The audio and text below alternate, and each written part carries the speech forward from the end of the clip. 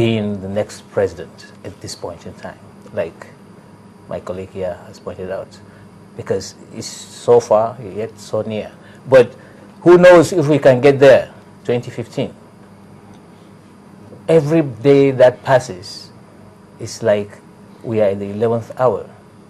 We never know what will happen. And anything, the slightest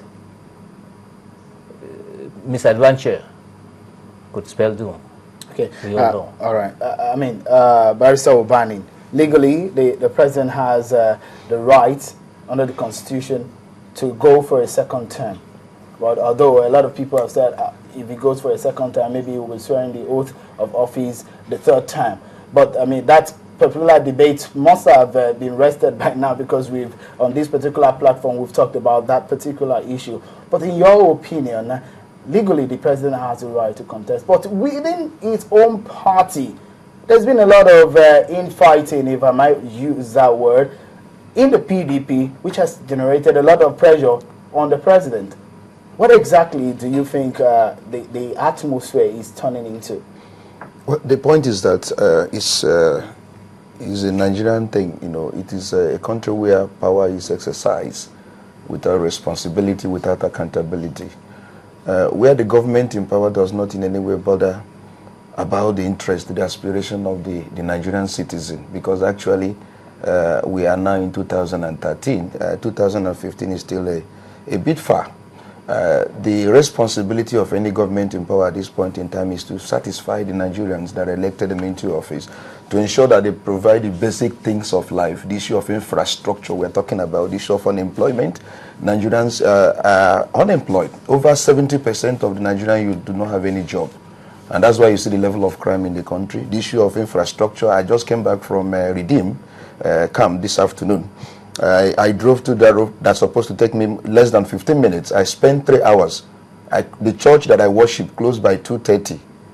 From that particular Redeem camp, I worship in Assemblies of God Church, to get to my house in Nisheri here, I spent 3 hours. I mean, this is a particular road you and I know that for how many years was awarded to a contractor. Nothing was done for more than 5 years. And recently the government said that they have given that contract to somebody else.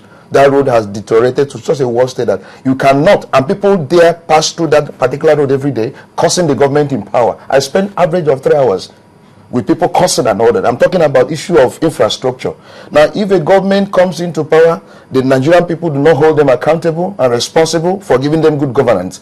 And they feel that you cannot in any way determine their fate. This is what happens. Either 3 years or 4 years before the next election, they start clamoring for another power, which they know you have no right to even participate in the first place, because there won't be free and fair election. So you being the one to determine their fate of coming back does not even arise. So they have weighed the entire nation. They have weighed the Nigerian people that were very docile, and we don't in any way hold them accountable. And that's why people are clamoring for 2015, when you have not given people dividends of democracy, when you have not developed infrastructure, the issue of human capacity you have not developed, nothing you have done to make Nigerians, feel comfortable with democracy that came into existence in this country in 1999. And now, issue of presidency, where is it going to go to? Is it the Hausa, Fulani? Is it the South, or the Igbos? Or is it back to the Yorubas? Nobody is giving Nigerians any reason why they want this power.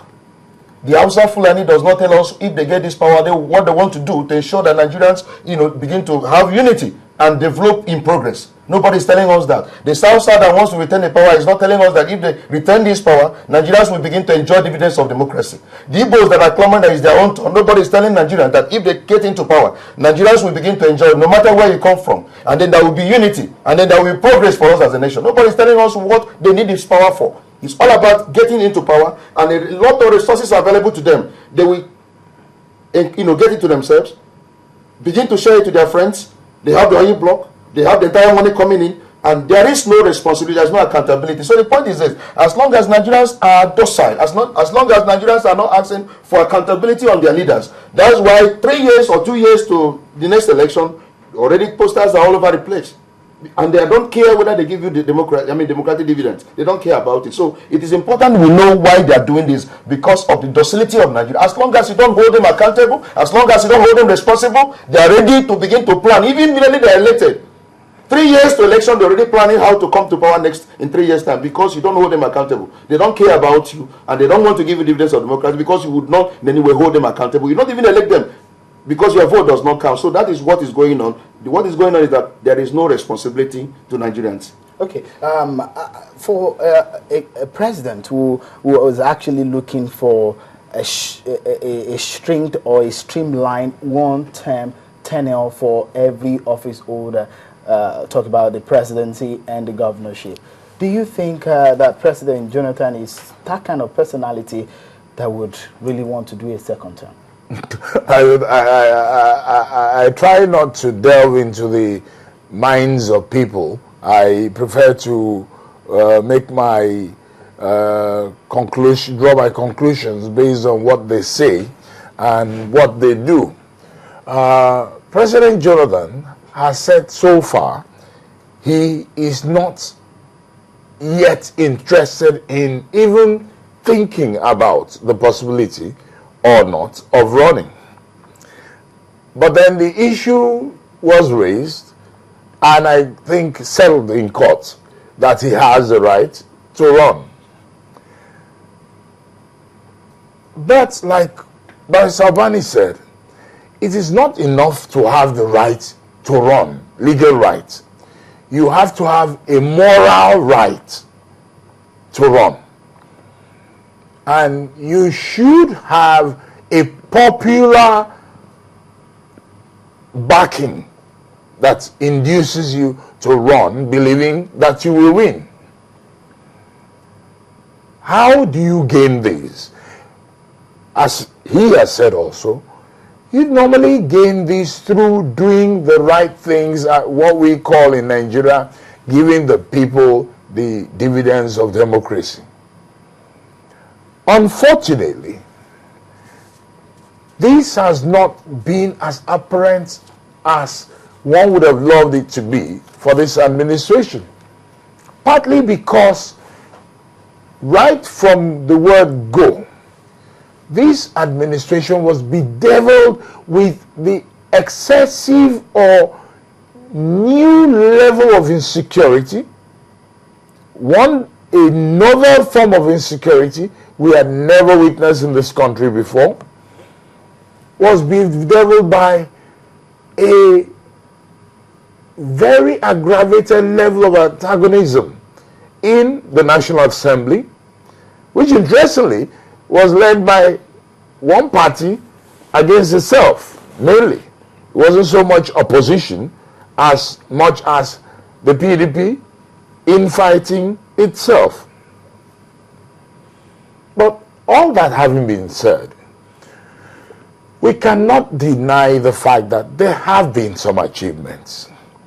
I remember listening to a program on Channels Television, and Malam El Nazaru El Rufai, a gentleman whom I respect, came up to say governors are trying to improve the status of the people by improving education, by improving health, by improving or alleviating poverty.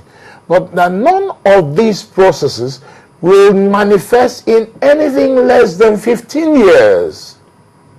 Now, if that is the truth, I wonder what we expect to see under President Jonathan. What is he supposed to do differently that will make all these gains manifest sooner than 15 plus years or in the first 2 years of his being in power? So invariably, you're saying probably it needs more years, but something. I am saying that whilst I am of the school that President Jonathan has to speed things up, I'm also of the school that says he should not necessarily give a dog a bad name so as to hang him. He does have to do a lot of things more visibly, accountably, transparently. Like he must reshuffle his cabinet. What do you think he needs to reshuffle his cabinet? There are a lot of deadwoods in there. Deadwoods? Yes. In his cabinet, you mean ministers? whether ministers, for example, the SA of MDGs, Amina Ibrahim was special advisor MDGs for quite some years.